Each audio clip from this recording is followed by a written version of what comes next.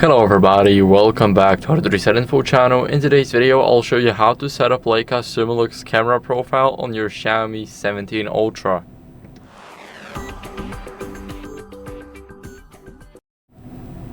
So first, what you guys want to do is go over into the camera app, and here make sure that you have the Leica Authentic. So now I changed it to Leica Vibrant, but we want to make sure that the Leica Authentic is right here.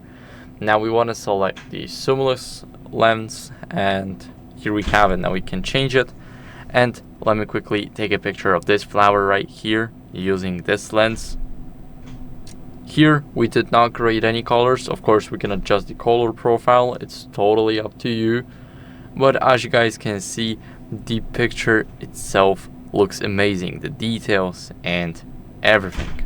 So the picture is here. As you guys can see, everything is blurred out in the background, and we only took a picture of this flower right here, and it looks stunning. So that's how you guys can set up your camera profile for the Leica.